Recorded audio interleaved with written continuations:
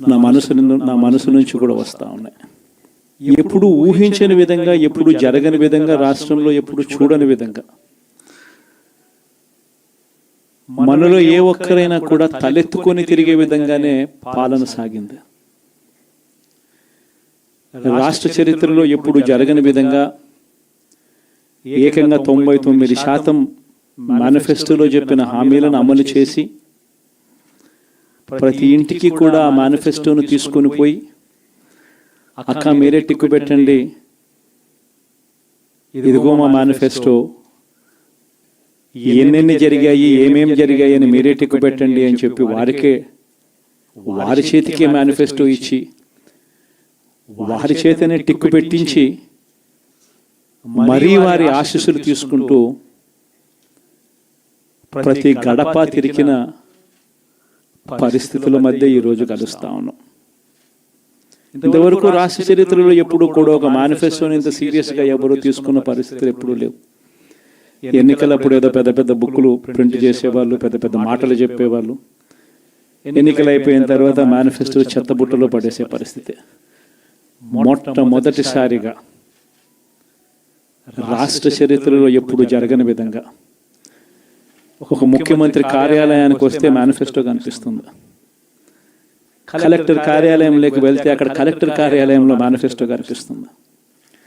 ఏ డిపార్ట్మెంట్కి వెళ్ళినా కూడా ఆ డిపార్ట్మెంట్లలో హెచ్ఓడీలు కానీ, సెక్రటరీలు కానీ ఎక్కడికి వెళ్ళినా కూడా వాళ్ళ కార్యాలయాలలో మన మేనిఫెస్టో కనిపిస్తుంది. ప్రతి డిపార్ట్మెంట్కు, ప్రతి కలెక్టర్కు ఈ మేనిఫెస్టో పెట్టి ఇదే మన ఎజెండా, ఈ ఎజెండా ఆధారంగానే పాలన సాగుతుంది అని వారందరినీ కూడా మొట్టమొదటి రోజు నుంచి కూడా సమాయత్తం చేసి ఏకంగా 99% హామీలను అమలు చేసి గర్వంగా, సగర్వంగా తలెత్తుకొని మళ్ళీ ప్రజల దగ్గరికి వెళ్ళి ఓట్లు అడిగే పరిస్థితిలోకి మొట్టమొదటిసారిగా ప్రభుత్వం అడుగులు వేసింది ఈ మన 5 సంవత్సరాల కాలంలోనే. నిజంగా ఇది జరిగినప్పుడు, చూసినప్పుడు నిజంగా ఆశ్చర్యం అనిపిస్తుంది. ఎప్పుడు చూడని విధంగా ఏకంగా 2,70,000 కోట్ల రూపాయలు, ఎప్పుడు జరగలే ఇది. ఏ పథకం ఎప్పుడు ఇస్తామో, ఏ నెలలో ఇస్తామో ఏకంగా క్యాలెండర్ ముందే ప్రకటించి, ఆ సంవత్సరానికి సంబంధించిన క్యాలెండర్ ముందే ప్రకటించి, ఆ నెల వచ్చేసరికి ఆ బటన్ నొక్కడం, నా అక్క చెల్లెమ్మ కుటుంబాల ఖాతాలకు నేరుగా వెళ్ళిపోవడం ఎప్పుడు జరగల. నిజంగా ఒక్కొక్కసారి అనిపిస్తుంది, ఏమయ్యాయి ఆ ప్రేమలు, ఏమయ్యాయి ఆ ఆప్యాయతలు అని ఒక్కొక్కసారి అనిపిస్తుంది. 66 లక్షల మంది పెన్షన్లు తీసుకుంటా ఉన్న అవ్వాతాతలు, మనం రాకమునుపు, మనం అధికారంలోకి రాకమునుపు పెన్షన్ కేవలం 1000 రూపాయలు. ఎన్నికలకి 2 నెలల ముందు వరకు కేవలం 1000 రూపాయలు. మనం ఏకంగా దాన్ని 3,000 రూపాయలకు పెంచుకుంటూ పోయాం. అప్పట్లో 39 లక్షలు మాత్రమే పెన్షన్దారులు, 66 లక్షలకు పెంచుకుంటూ పోయాం. ఏ ఒక్కరిని కూడా పక్కన పెట్టండి అన్న మాట నోట్లో నుంచి రాలేదు. ఏకంగా 66 లక్షల మందికి ఇంటి వద్దకే, మొట్టమొదటిసారిగా ఇంటి వద్దకే వెళ్ళి వాళ్ళ బాధలు తెలిసిన వ్యక్తులుగా వాళ్ళ చేతికి అందించి వాళ్ళ ఆశీస్సులు తీసుకున్నాం. మరి ఏమయ్యా 66 లక్షల మంది అవ్వాతాతలు, ఆ వికలాంగులు, ఆ వితంతువులు, అక్క చెల్లెమ్మలు, వారి ఆప్యాయతలు, ప్రేమలు ఎప్పుడు జరగని విధంగా 54 లక్షల మంది తల్లులకు కేవలం మీ పిల్లలకు బడులకు పంపించండి చాలు, మీ పిల్లలు గొప్పగా చదవాలి, మీ పిల్లలకు మంచి భవిష్యత్తు ఉండాలి, 54 లక్షల మంది అమ్మలకు అమ్మఒడి. మరి ఏమయ్యాయి వాళ్ళ ప్రేమలు, వాళ్ళ ఆప్యాయతలు? ఏకంగా 53,58,000 మంది రైతన్నలకు. ఇంతకుముందు ఎప్పుడు జరగల. పెట్టుబడి సమయం వచ్చేసరికి రైతన్నలకు పెట్టుబడి సహాయంగా రైతు భరోసా ఇచ్చే కార్యక్రమం. ఇప్పుడు చూడని విప్లవాత్మక మార్పులు వ్యవసాయ రంగంలో.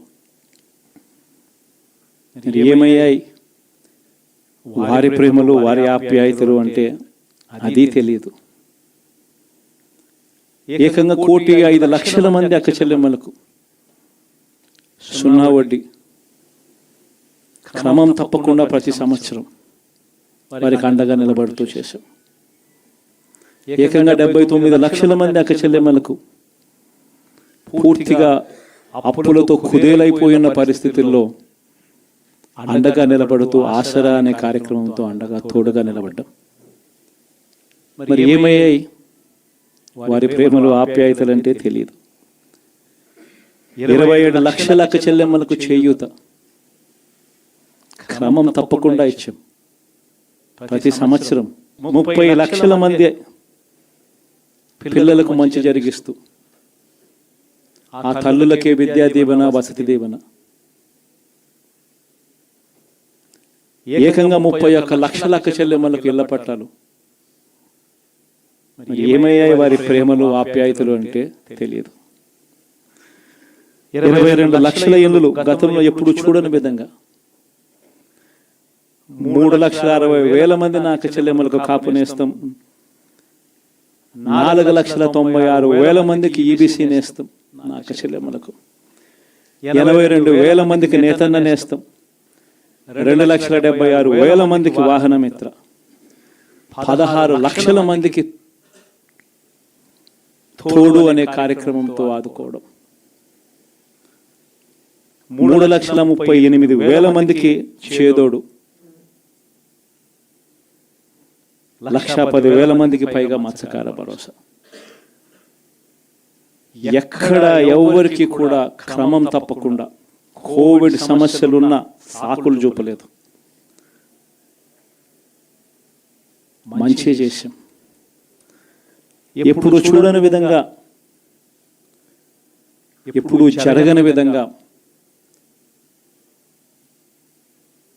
పేదవాడు అనే వాడిని పేదరికం నుంచి బయటికి పర్మనెంట్గా తీసుకొచ్చే దానికోసం అడుగులు పడ్డాయి. అది జరగాలి అని అంటే క్వాలిటీ చదువుల వల్లే జరుగుతాయి అని చెప్పి మొత్తం విద్యారంగాన్ని మార్చాం. 3వ తరగతి పిల్లాడికి టోఫుల్ క్లాసులు, టోఫుల్ పీరియడ్, ఇంగ్లీష్ మీడియం బడులు, 6వ తరగతి నుంచే ఐఎఫ్పీలు, 8వ తరగతి పిల్లల చేతుల్లో ట్యాబులు. ఇప్పుడు చూడలేదు ఇవన్నీ, ఇప్పుడు జరగల. వైద్య రంగంలోనూ కూడా అలాంటి మార్పులే. ఏకంగా 25 లక్షల దాకా ఆరోగ్యశ్రీ నుంచి ఐఎఫ్పీలు, 1,050 ప్రొసీజర్లు ఉంటే 3,300 ప్రొసీజర్లకు తీసుకొని పోయాం. ఆరోగ్యశ్రీయే కాదు, ఆరోగ్య ఆసరా దగ్గర నుంచి గ్రామ స్థాయిలో విలేజ్ క్లినిక్ ద్వారా, విలేజ్ క్లినిక్ దగ్గర నుంచి ప్రతి పేదవాడికి తోడుగా ఉన్నాం. ఎప్పుడు జరగలేదు ఈ మార్పులు. ఏకంగా 54,000 మంది డాక్టర్లు, నర్సులు, పారామెడిక్స్ రిక్రూట్మెంట్ గవర్నమెంట్ హాస్పిటళ్లలో చేసి ప్రతి పేదవాడికి అండగా ఉండడం. వ్యవసాయంలో కూడా విప్లవమే. ఏకంగా ఆర్బీకేలు చేయి పట్టుకొని నడిపిస్తూ గ్రామ స్థాయిలో కనిపించి విద్య, వ్యవసాయం, వైద్యం, సామాజిక న్యాయం,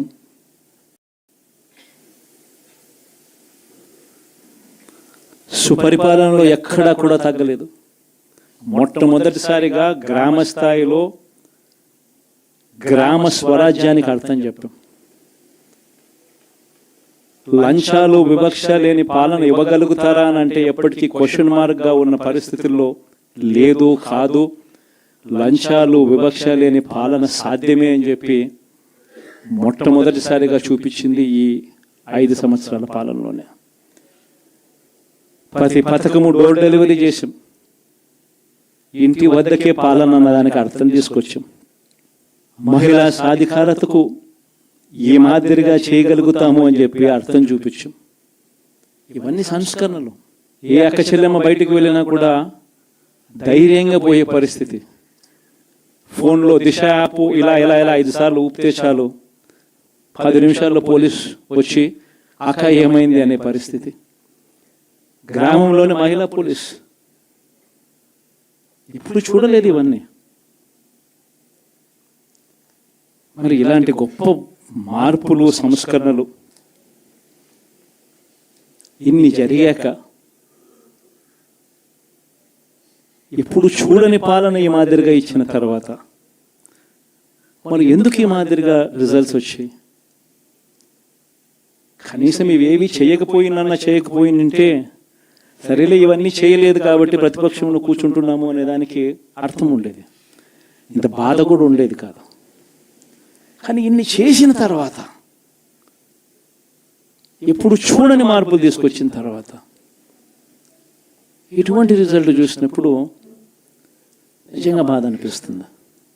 ఇంత జరిగిన తర్వాత కూడా ఏకంగా 40% ఓట్ షేర్తో ఈరోజు ప్రతిపక్షంలో ఉన్నాం. ఇంత జరిగిన పిమ్మట కూడా ఈ రోజుకి కూడా మనం చేసిన మంచి ఎక్కడికి పోలేదు. మనం చేసిన మంచి ఈ రోజుకి కూడా ప్రతి గడపలోనూ కనిపిస్తుంది, ప్రతి కుటుంబానికి తెలుసు. ఇంతకు ముందు గతంలో ఎప్పుడు జరగని విధంగా నా కుటుంబానికి, నా ఇంటికి మంచి జరిగింది, అది వైఎస్ఆర్సీపీ పాలనలోనే జరిగింది అన్నది ప్రతి ఇంటికి తెలుసు. ఆ చేసిన ఆ మంచి ఎక్కడికి పోలేదు. ఆ మంచి ఎప్పటికీ మనకు శ్రీరామ రక్షగానే బ్రతికే ఉంటుంది. మనం చేసిన ఆ మంచి బ్రతికే ఉంది. విశ్వసనీయతకు అర్థం చెబుతూ జగన్ ఏదైనా చెప్పాడు అని అంటే మాట తప్పడు, మాట మీద నిలబడతాడు, మాట తప్పని పాలనే తాను ఇచ్చాడు అన్న విశ్వసనీయతకు అర్థం చెబుతూ మనం అందించిన పాలన కూడా ప్రజలు మర్చిపోరు. ఈరోజు కూడా ఈరోజు ప్రతిపక్షంలో ఉన్నా కూడా నేను చెప్తా ఉన్నా, గర్వంగా కూడా చెప్తా ఉన్నా, ఈ రోజుకి కూడా జగన్ అబద్ధాలు ఆడడు, జగన్ మోసం చేయడు. మళ్ళీ చంద్రబాబు చెప్పిన మాదిరిగానే అంతకన్నా ఎక్కువ అబద్ధాలు మనం చెప్పుంటే బాగుండేదేమో, ఆ 10% మనతోనే నిలిచి ఉండేవాళ్ళేమో, అలా చేసి ఉంటే బాగుండేదేమో అని చెప్పి కూడా చాలామంది కనిపించవచ్చు కూడా. మరీ జగన్ ముక్కుసూటి మనిషి, మరీ జగన్ రాజకీయాలలో మరీ నిజాయితీగా ఉంటాడు, ఇంత నిజాయితీగా ఉండడం కరెక్ట్ కాదేమో అని. కానీ ఒకటి చెప్తా ఉన్నా, ఓడిపోయిన పర్వాలా, అధికారం కోసం అబద్ధాలు చెప్పడం, అధికారం కోసం మోసం చేయడం ధర్మం కాదనే, న్యాయం కాదనే జగన్ ఎప్పుడు నమ్ముతాడు. 2014లో కూడా ఇదే నమ్మాను. సాధ్యం కానిది సాధ్యం కాదు అని నేను చెప్పాను. చంద్రబాబు నాయుడు ఏమో వ్యవసాయ రుణాలు మాఫీ దగ్గర నుంచి అన్నీ కూడా చేస్తానని చెప్పి, ఆ తర్వాత మళ్ళీ 2019 వచ్చేసరికి చేయక ప్రజలు రెట్టించిన ఉత్సాహంతో మళ్ళీ మనల్ని తీసుకొచ్చారు. మళ్ళీ ఈరోజు కూడా అదే జరుగుతుంది. 2029 వచ్చే నాటికి వచ్చేసరికి చంద్రబాబు నాయుడు చెయ్యని హామీలను, మోసం చేసిన పరిస్థితులను ప్రజలు ఏ స్థాయిలో గుర్తుపెట్టుకొని మళ్ళీ మనల్ని ఆశీర్వదిస్తారు అనంటే, చంద్రబాబు నాయుడుకు సింగిల్ డిజిట్లలోనే నెంబర్స్ వచ్చే పరిస్థితి కూడా ఆ రోజు కూడా దూరంగా లేదు. ఇది వాస్తవం. ఈరోజు మనం చేసిన మంచి ఎక్కడికి పోలేదు. మనం విశ్వసనీయతతో చేసిన రాజకీయాలు కూడా ఎక్కడికి పోలేదు.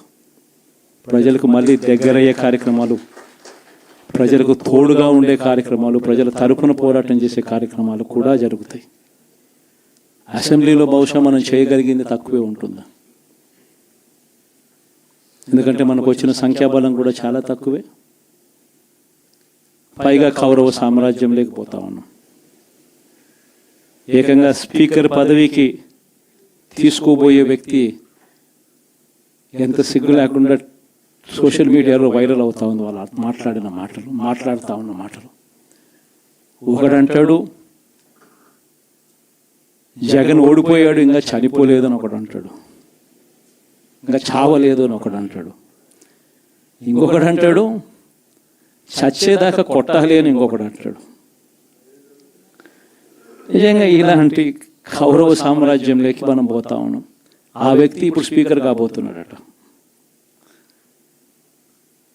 ఇలాంటి పరిస్థితుల మధ్య ఆ కౌరవ సామ్రాజ్యంలో అసెంబ్లీలో ఏదో మనం చేయగలుగుతామని చెప్పి నాకైతే నమ్మకం లేదు. కానీ పాపాలు పండే కొద్దీ ప్రజలతో కలిసి ప్రజల మధ్య నిలబడి పోరాటం చేసే కార్యక్రమాలు అయితే రాబోయే రోజుల్లో ముమ్మరంగా స్పీడ్ అందుకుంటాయి. అదే జగన్ పరిపాలనలో కులం చూడలేదు, మతం చూడలేదు, ప్రాంతం చూడలేదు, చివరికి ఏ పార్టీకి ఓటు వేశారని కూడా చూడలేదు.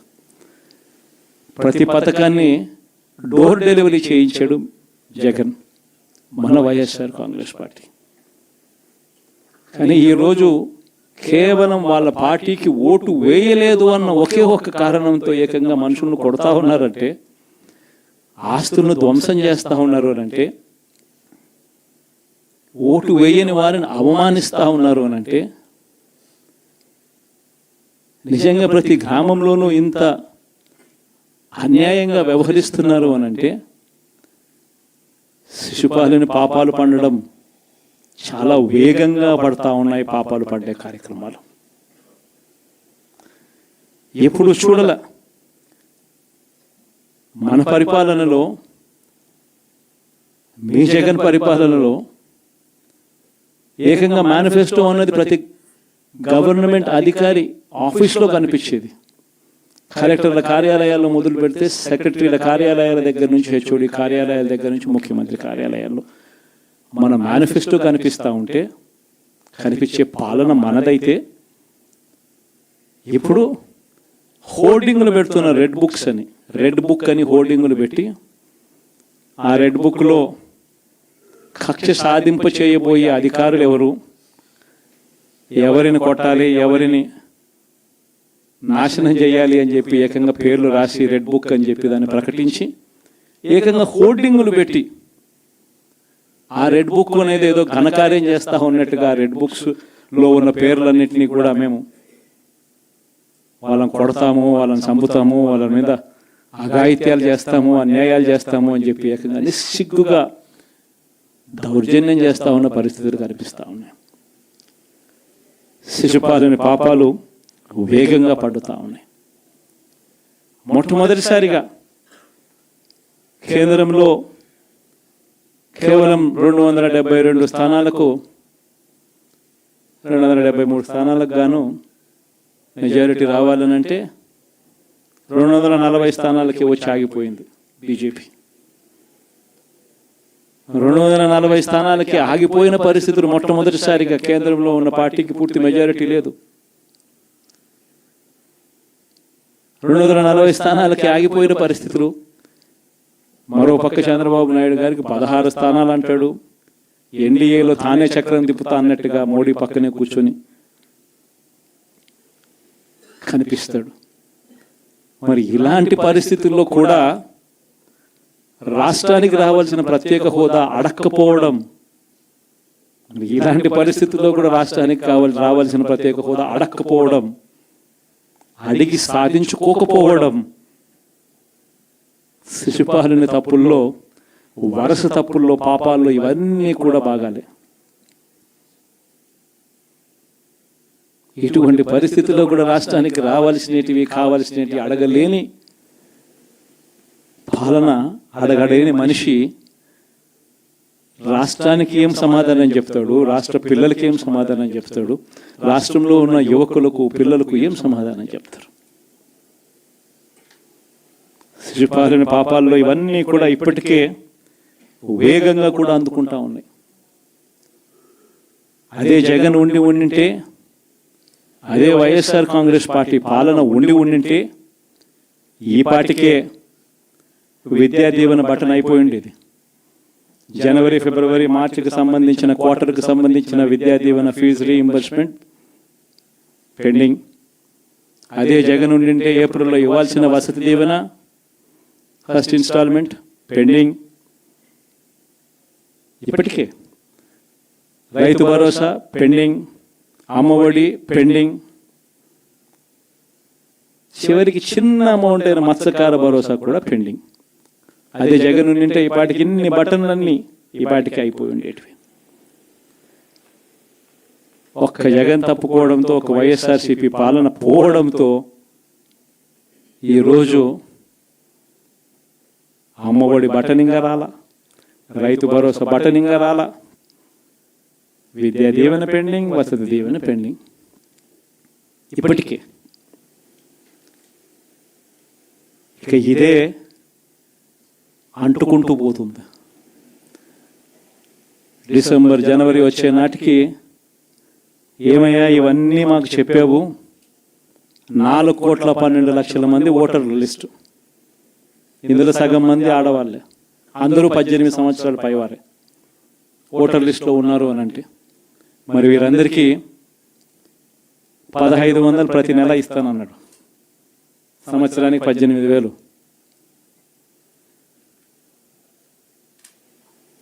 ఇందులో పెన్షన్లు తీసుకునే వాళ్ళు ఒక 30 లక్షల మందిని బహుశా ఆడవాళ్ళకి పక్కన పెట్టినా కూడా 60 సంవత్సరాల పైన ఉన్న వాళ్ళు అని పక్కన పెట్టినా మిగిలిన 1,80,00,000 మంది ఎదురు చూస్తున్నారు. అప్పుడే చంద్రబాబు వచ్చేసాడు, చాలా రోజులు అయిపోయింది, ఇంతవరకు మాకు రావాల్సిన 1,500 నెల నెల ఇస్తానన్న 1,500 ఇంకా రాలేదేమో అని చెప్పి రైతులు ఎదురు చూస్తూ ఉన్నారు. 20,000 పెట్టుబడి సాయంగా ఇస్తానన్నాడు, అది ఏమవుతుంది?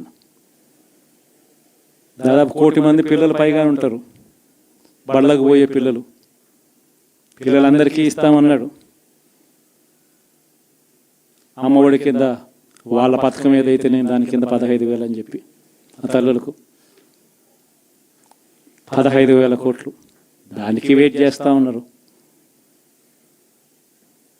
ఇవన్నీ వెయిట్ చేస్తూ ఉన్నారు. ఇవన్నీ ఏవి కూడా అడుగులు ముందును పడని పరిస్థితి. ఇవన్నీ కూడా డిసెంబర్ జనవరికి వచ్చేసరికి అన్నీ కూడా ఊపందుకుంటాయి, వేడందుకుంటాయి. హనీమూన్ పీరియడ్ అనేది ఆగిపోతుంది. వైఎస్ఆర్ కాంగ్రెస్ పార్టీ చేయాల్సిన పనులు చెప్తా ఉన్నా. ఈ ఓడిపోయాము అన్న ఈ భావన మనసులో నుంచి తీసేయండి. మనం చేసిన మంచి ప్రజల్లో ఇంకా ఉంది, ప్రతి ఇంట్లో గుర్తుంది, ప్రతి కుటుంబంలోనూ మనం చేసిన మంచి ఎక్కడికి పోలేదు. ప్రతి ఇంటికి మనం తలెత్తుకొని పోగలుగుతాం, తల దించుకొని కాదు, చెప్పిన పని చేయక కాదు, చెప్పిన పని చేసి తలెత్తుకొని పోగలుగుతాం ప్రతి ఇంటికి కూడా మనం. కేవలం చంద్రబాబు నాయుడు ప్రలోభాలకు మోసపోయిన పరిస్థితుల మధ్య మనకు అంతో ఇంతో అపజయం ఏదైనా జరిగిందేమో. ఆ మోసాలు ఎప్పుడైతే మోసాల కింద తేటతెల్లం అవుతాయో, ప్రజల్లో ఆ సింపతి, మన పట్ల ప్రేమ, ఆయన పట్ల కోపం రెండూ కూడా ఏకమవుతాయి. మనల్ని గొప్ప మెజారిటీలతో మళ్ళీ మనల్ని తీసుకొస్తారు. సో మనం చేయాల్సింది ఏమిటి అని అంటే, ప్రజల మీద మనం కోప్పడాల్సిన అవసరం లేదు, పని లేదు. మోసపోవడం అన్నది ఒక్కొక్కసారి జరుగుతూ ఉంటాయి.